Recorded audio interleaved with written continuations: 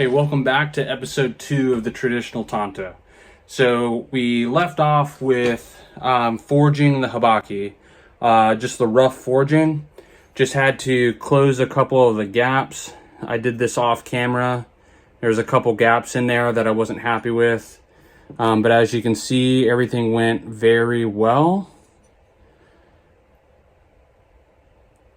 No gaps where I don't want them. But obviously, this Habaki's not finished.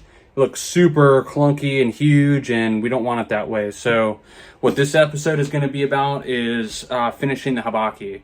So we're going to use the grinder initially to shave off majority of the material, and then we're going to go to the files to fine tune it. So let's get to that. All right, so I already did a scribe line here on the Habaki for some of the material that I'm going to take off. You don't want to just go grinding blindly. There's a couple guidelines when it comes to making Habakis, and these are exactly that. They're guidelines. They're not really rules, but when it comes to Tantos, the Habaki will typically be about 70 to 80% of the width of the blade. And so this blade is about just over an inch. So just a little under an inch is what we're going to go with. Also, you'll notice that this blade doesn't really have a lot of sori or curvature. It's getting kind of scratched, which is fine. I'm gonna have to repolish it anyways, but it doesn't have a lot of curvature, almost none at all actually. So we're gonna actually make the Habaki perpendicular to the blade itself, or pretty close to it. The most important thing is just ensuring that the Habaki and the blade flow. So there's no real hard rules that you need to follow. More about just ensuring that you're using your eye. It's kind of like the eye of the beholder when it comes to the rules. It just needs to flow. And so you can see actually the blade right here, and then it has a hard angle change. So we're going to go ahead and mark a line right here so it follows the shape of the blade. So we have that approximate line right about here. Now you can see there's a bunch of lines there. Like I said, I'm just going to grind and test fit a bunch and just ensure that it flows. Then I just took a square, put it up against the spine of the blade, or the mune of the blade, and had a right angle put down there. Now it's not perfectly. It's not a perfect right angle because there is a very slight curve to the blade, so it wasn't on a straight angle, but I'm going to fine tune that as we do SEPA and the other furniture mounting. So we're just going to have to go by eye with this. This will just be the initial, I guess, rough shaping of it, and then we'll fine tune it with the files.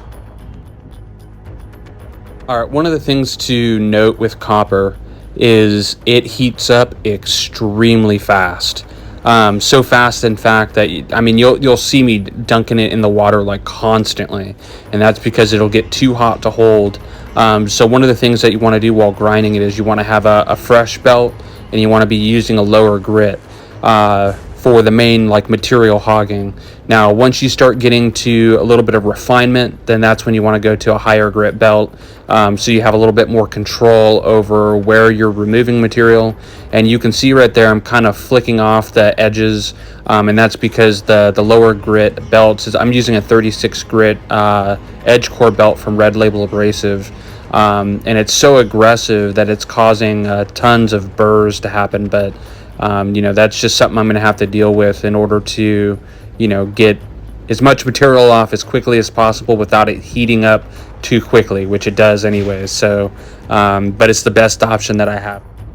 Also, one of the things that you're going to want to do is throughout the grinding, you're going to want to, or once you take off the burrs, that is, you're going to want to do test fits throughout the grinding, just because one of the things that I found, it is extremely easy to over grind Habakis.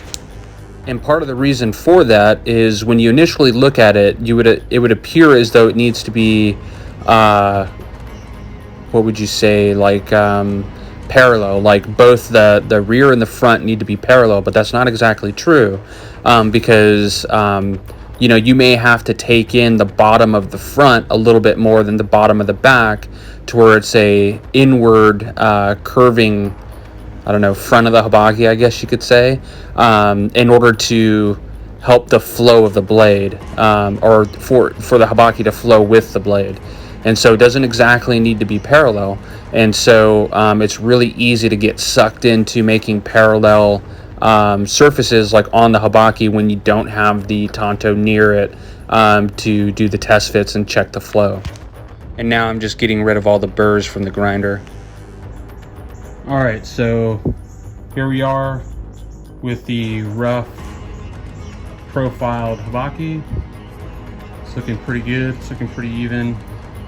The only thing that I'd like to change is the line right here. It's not completely perpendicular to the blade, but I'm not going to mess with that right now because I don't want that to become, I don't want to chase it right now. So I'm going to go ahead and finish shaping the habaki on the grinder, taking majority, or like hogging off majority of the material, and then we'll go to the files to tighten everything up. All right, now with this, what I'm going to be doing is I'm going to actually treat this as if I'm doing an edge on a blade. I'm going to go ahead and take or do a 45-degree angle grind to around the thickness that I'm planning on taking it to, as you can see right here. Now I'm just going to do that on the other side and just ensure that they're both relatively even. And then I'm going to bring up that bevel, from the front of the habaki to the rear of the habaki. One of the things I forgot to bring up while I was using the 36 grit belt is, because that belt is so aggressive, the abrasives on there can dislodge your silver soldering job, and it's not that it wasn't welded properly. It's that, because you can knock a piece of silver solder off of what it's soldered to. It's not a binding of the two materials. It's more of like a sticking of the two materials. So it's not like a true forge weld, if you will. And so the abrasives and a 36 grit belt can rip that out. And that's actually what ended up happening to the habaki. So I had to re-weld the bottom of the habaki. And this is what it looks like once I get those 45-degree bevels practically even. And now what I'm doing is I'm moving back, like I said from before, I'm moving back those bevels from the front of the habaki to the rear of the habaki, making sure there's just a nice even graduated angle.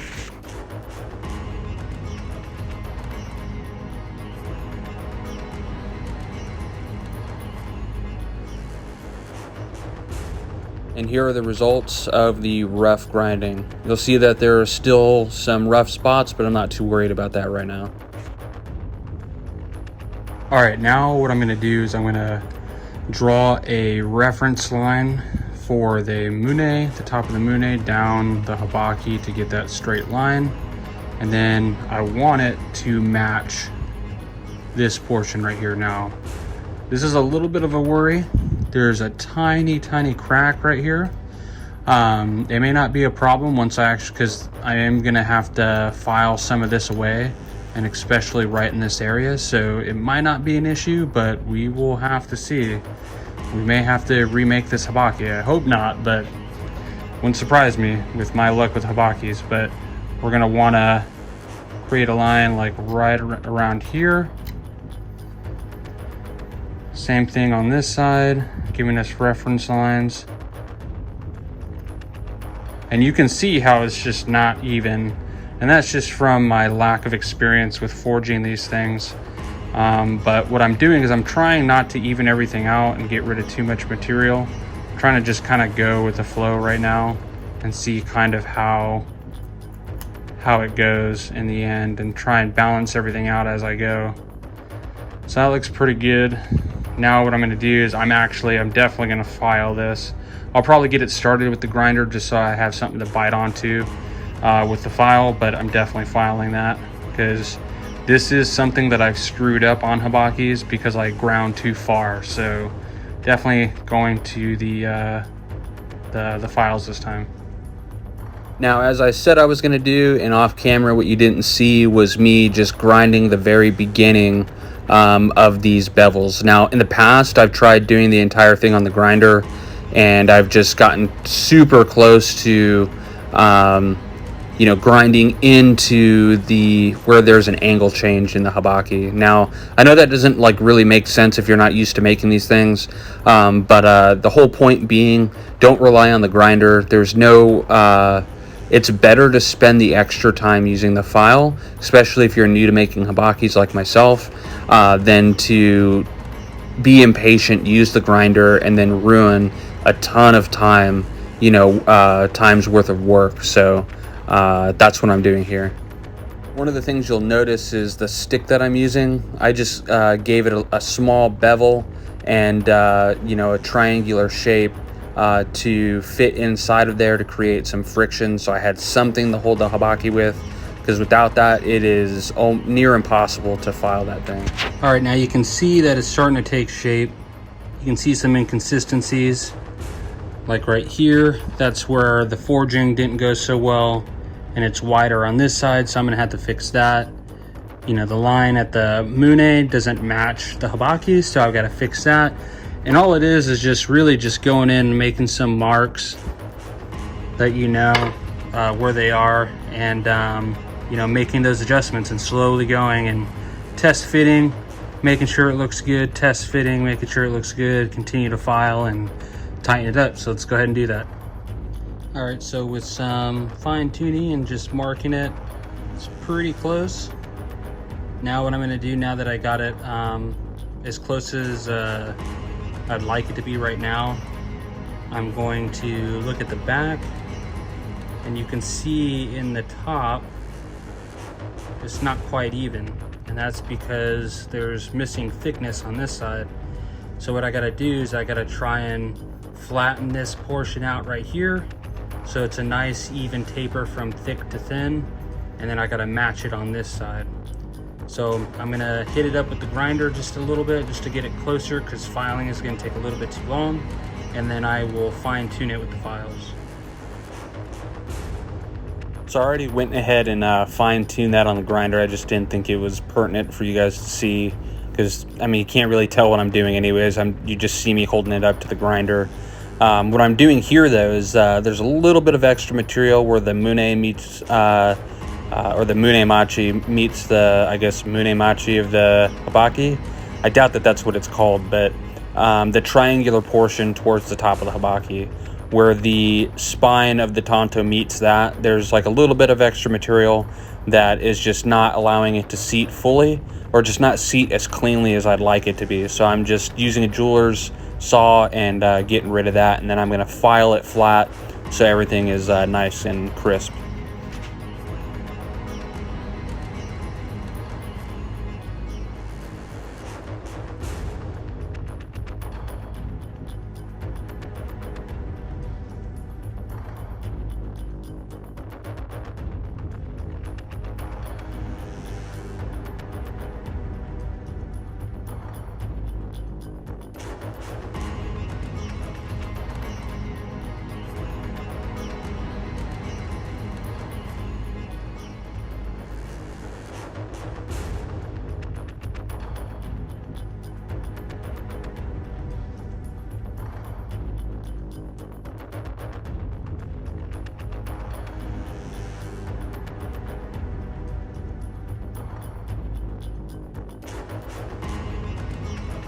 Alright, so everything's filed. Let's go ahead and give it a test fit.